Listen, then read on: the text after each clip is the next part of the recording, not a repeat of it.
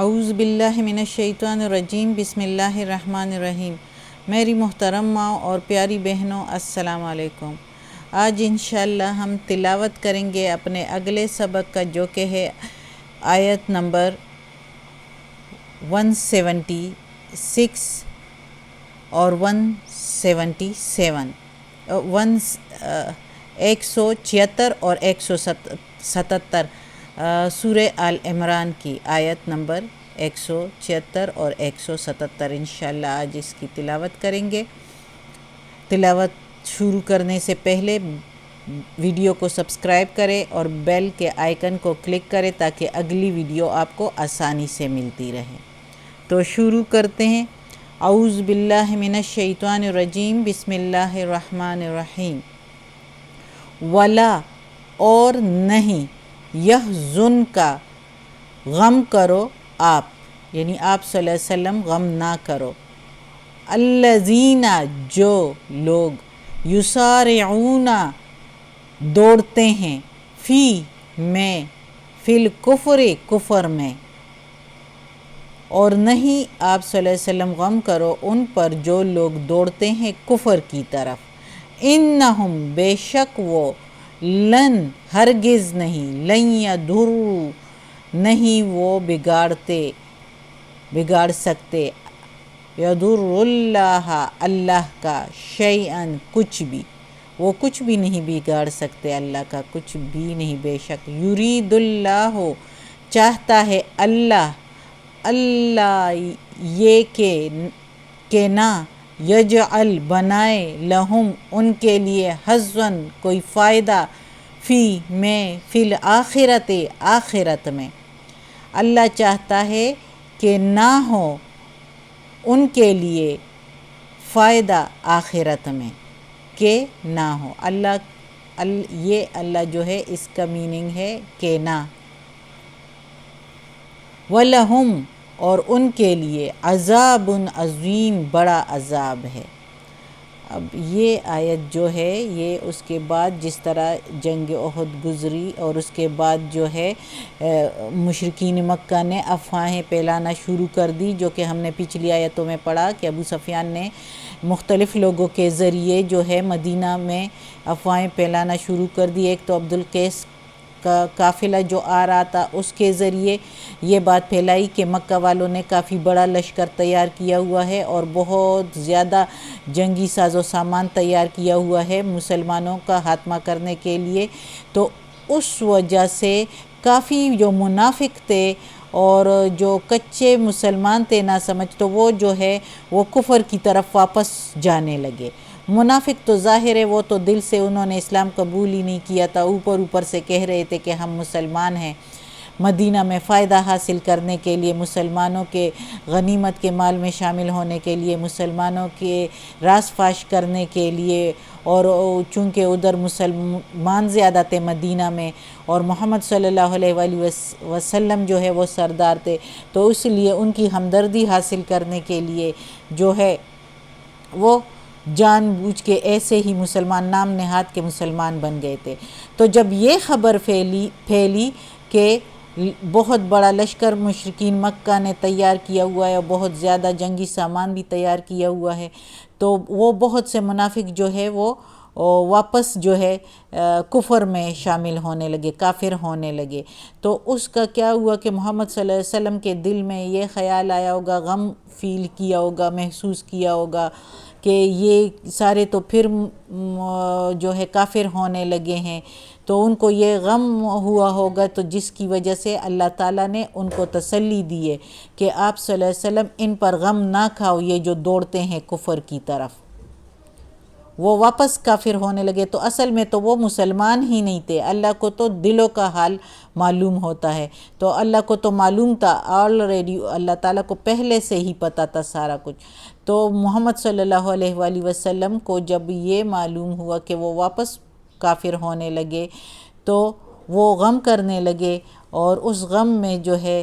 ظاہر ٹینشن لے رہے ہوں گے، تو اللہ تعالیٰ نے ان کو تسلی دی کہ غم نہ لو، ٹینشن نہ کرو، یہ جو اگر دوڑتے ہیں کفر کی طرف تو ان کا اپنا خسارہ ہے، یہ اللہ کا کچھ بھی نہیں بگاڑ سکتے، یہ اللہ کے دین کا کچھ بھی نہیں بگاڑ سکتے، نہ اس کے رسول کا کچھ بگاڑ سکتے ہیں۔ یہ اگر بگاڑتے ہیں تو اپنا قسمت بگاڑ رہے ہیں، اپنی نصیب بگاڑ رہے ہیں۔ آخرت میں ان کے لیے بڑا عذاب ہے، اور اللہ چاہتا ہے، اللہ کو تو معلوم تھا کہ یہ منافق ہے، تو اللہ تعالیٰ کہتا ہے کہ وہ اپنے لیے کوئی فائدہ نہ کر لے آخرت کے لیے، مسلمانوں کے ساتھ مل کر رہ رہے ہیں تو کوئی فائدہ نہ بنا لے، کوئی ایسا کام نہ کر لے کہ آخرت میں ان کو فائدہ ہو۔ پھر تو اللہ نے دودھ کا دودھ اور پانی کا پانی کر دیا اس حادثے کے بعد، یعنی یہ جنگ احد کے واقعے کے دوران یہ اللہ نے اسی لیے کیا کہ آزمائش تھی ایک، کہ مسلمان رہے، مخلص مسلمان، اور منافقین جو ہے ان کا پتہ چل جائے اور وہ صاف طور پر سب کو معلوم ہو جائے، لوگوں پر جو اس وقت محمد صلی اللہ علیہ وآلہ وسلم اور اس کے صحابہ کرام رضی اللہ تعالیٰ عنہ ان پر واضح ہو جائے کہ کون جو ہے وہ مخلص مسلمان ہے اور کون جو ہے وہ منافق ہے، منافقت کر رہے ہیں، تو اس کا پتہ چل جائے۔ اور اس طرح یہ اگر جا رہی ہیں کفر میں تو اللہ کا کچھ بھی نہیں بگاڑ سکتے، یہ اگر بگاڑتے ہیں تو اپنا، اور اللہ بھی چاہتا ہے کہ یہ کوئی فائدہ نہ کر لے اپنے آخرت کے لیے، اور ان لوگوں کے لیے سخت عذاب تیار ہے، بڑا عذاب ہے یہ جو منافقت کرتے ہیں۔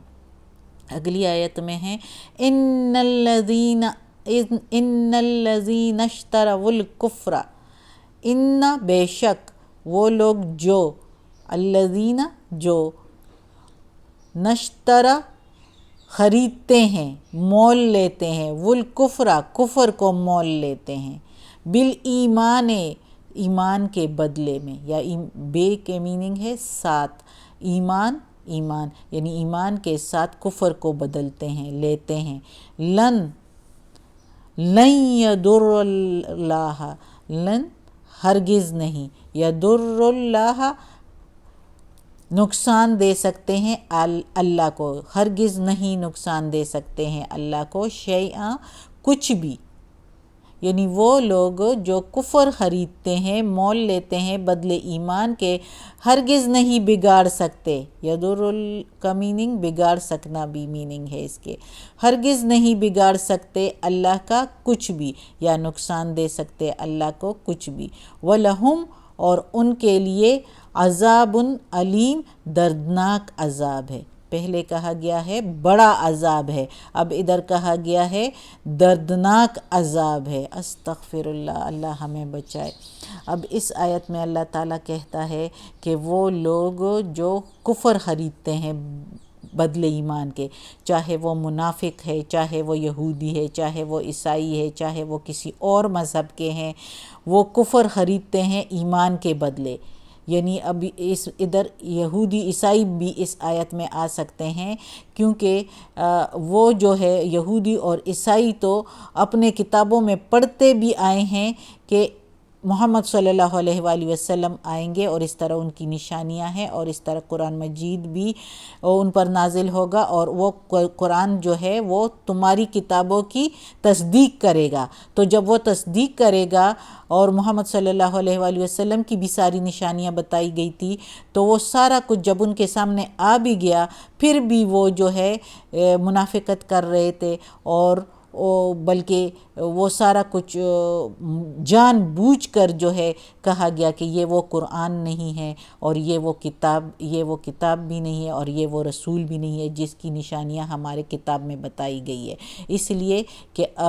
دنیا کی مال اور دولت اور وجاہت کے لیے انہوں نے یہ سب کچھ کیا، اور ایمان کے بدلے کفر خرید لیا، اور اسی طرح منافقین نے بھی دنیا کو لینے کے لیے جو ہے وہ مسلمانوں کے ساتھ دھوکہ کرتے رہے، اور جیسے ہی ایسی خبر آئی کہ کافر جو ہے غالب ہونے لگے ہیں تو جلدی سے واپس، حالانکہ وہ غالب نہیں ہو سکتے تھے، جب اللہ مسلمانوں کے ساتھ تھا تو کافر کیسے غالب آ سکتے ہیں، لیکن ایک افواہ پھیل گئی، اور اس افواہ کی وجہ سے وہ کفر کی طرف دوڑنے لگے، تو اپنا ہی نقصان کیا، اس لیے اللہ تعالیٰ نے یہ پچھلی آیت میں محمد صلی اللہ علیہ وسلم کو حوصلہ بھی دیا ہے کہ آپ غم نہ کھاؤ، اپنے غم میں اپنے آپ کو نہ گھلاؤ، یہ لوگ اگر چلے بھی جائیں تو اللہ کے دین کا کچھ نہیں بگاڑ سکتے۔ اور ادھر پھر سب کا بتایا گیا ہے کہ یہ سب چلے جائیں،